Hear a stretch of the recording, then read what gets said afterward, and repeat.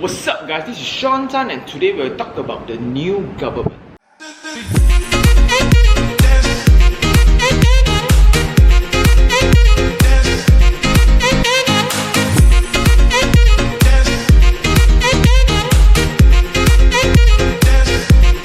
It has already been a month since the new government took over Pakatan Harapan, but there's a lot of major changes and today we're going to talk about what's the impact for real estate. First, let's talk GST. The abolishment of GST is a good thing and a bad thing.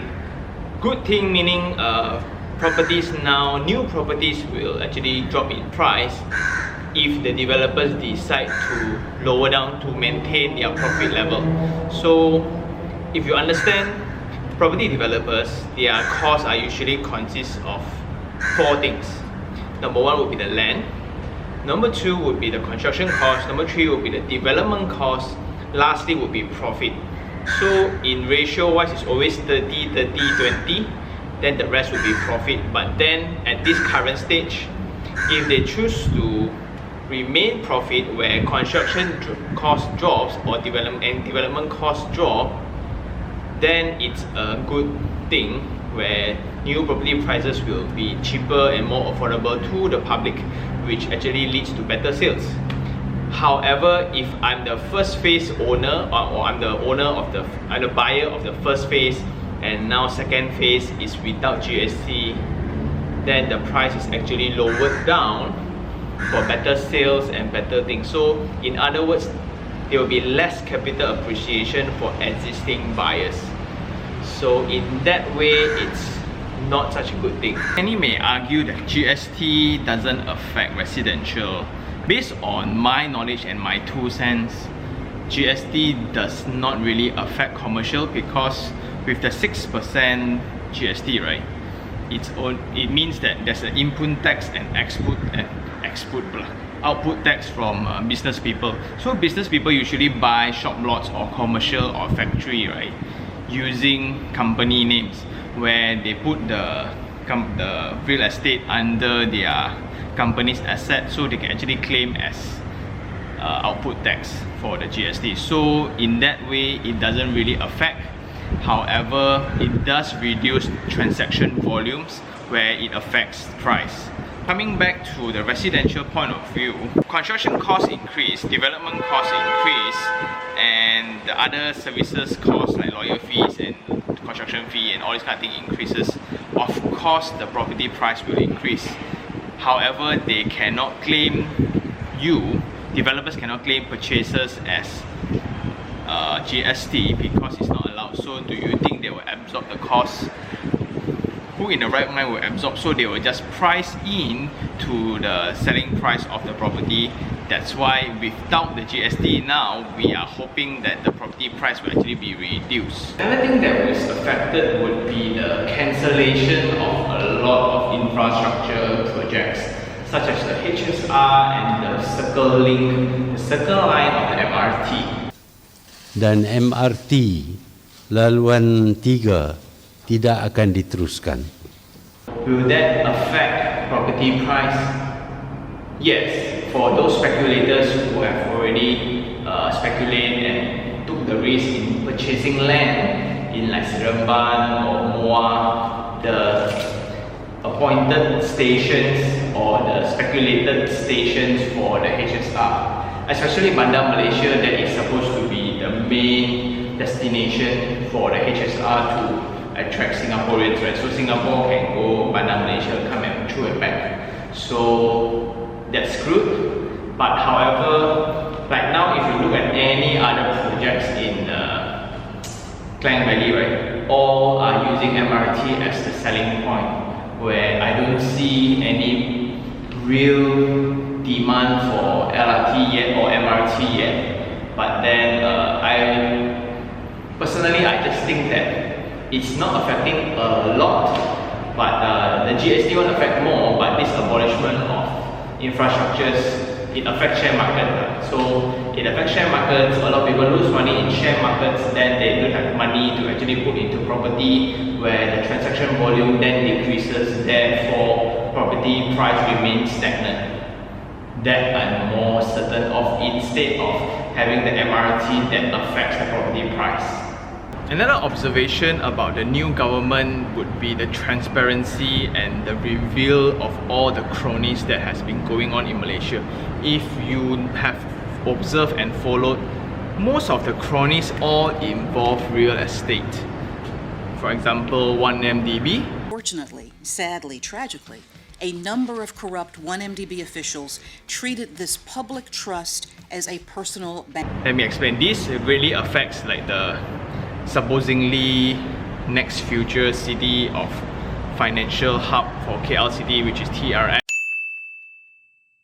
Definitely it will be affected, and now the infrastructure works, the funding for infrastructure works has already been handbraked, and they're kinda, I really don't know how the funding is going to go and proceed, but for those Mulia Group and land lease projects, I think they will definitely move forward, just that they have to deal with this stigma.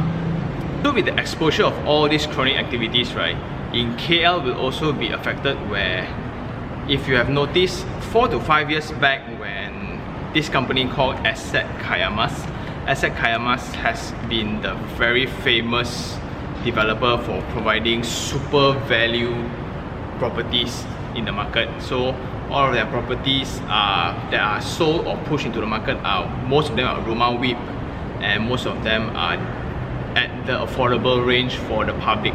That's why every launch they just sell out and sell out and sell out. I still remember when they just came to the market, all of the other developers are cracking our heads. The teams are cracking, like, why can they sell at that price with such a profit? It's almost impossible. So when the news actually came out where 14 out of 74 land has been exited to this yayasan by Tengku Anand. I'm here because I want to deal directly with the sale of Taman Rimba Kiara to the Pemaju. Go after the Pemaju and go after the person involved in the corruption. And also I want DBKL, SBIM to stop all projects that haven't started. I think for far too long a vehicle like Yayasan Wilayah Persekutuan uses housing as an excuse for them to do deals like this, and there's no need to duplicate all the work. You know, if we already have a housing ministry, let housing ministry deal with it. Why have so many separate vehicles? In other words, when developers develop land, there's a requirement for developers to set aside land for community usage, such as masjid, public schools, park, or reserve just for future usage. All this land then becomes reserved for the DPKL usage, and DPKL under the mayor will have the power to actually sell or exit into a different party or entity or company. This company then can sell to whoever he wants, and apparently from the news cutting, Asset Kayamas is one of the companies that actually got benefit from this deal itself.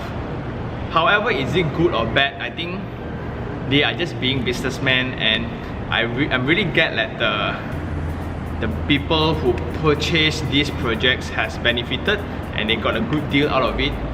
So out of 17 out of 74 deals are dead. Just that the sad part is what happens to the remaining land.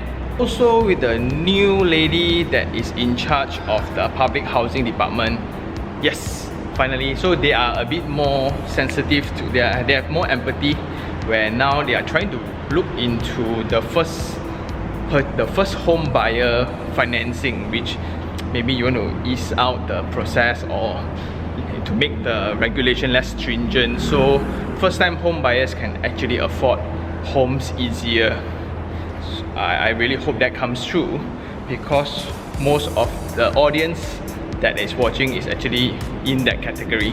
I do also think that property price in the luxury market will be stagnant for a while, because of a lot of people start resigning from the GLCs. So sometimes you wonder, like, most of the tenants and like purchasers of these super mansions, bungalows of like 7 million, 10 million bungalows in KL City. So who are the people who can afford them? of course, business people who are super successful, but most of these people that we know are from GLCs. They work in a corporate, but their salaries are like 74,000 or 78,000, where it's quite exorbitant. So it's very difficult to imagine that people with such high salaries, right? When you look at your paycheck now, suddenly you feel like very sad. Anyway, so with this abolishment of all the people start resigning, as our new government actually just start cleaning up the entire system, a lot of this buying will stop. So when this buying will stop, the demand will also be affected, where the supply will then be stagnant. So does the supply, when there's no demand, so developers will tend to slow down the production or will slow down the launches of that particular segment. But will it affect the affordability and below? I don't think so, but with the luxury segment, definitely it will be affected. So those are my 2 cents on the new government take on real estate, and I really think I'm very hopeful where Harapan. I'm very hopeful and very optimistic about the future, because as the system is cleansed, then more transparency, and when more transparency, real estate actually will increase in price. Look at Singapore. So they actually know when the market is good, when the market is bad, who bought what. Everything is transparent. Then you don't need to really know people to get special deals, or you need to know ministers to get special approval for projects. So everything is by law, and equal opportunities are for everyone. If not, the rich will only get richer, poorer will only get poorer. Very 可怜. Kasihan. So that's all for this episode. If you really like this episode, like it, share it, and even subscribe for more point of views like this, I guess. Until next time, I will see you guys soon. Ciao.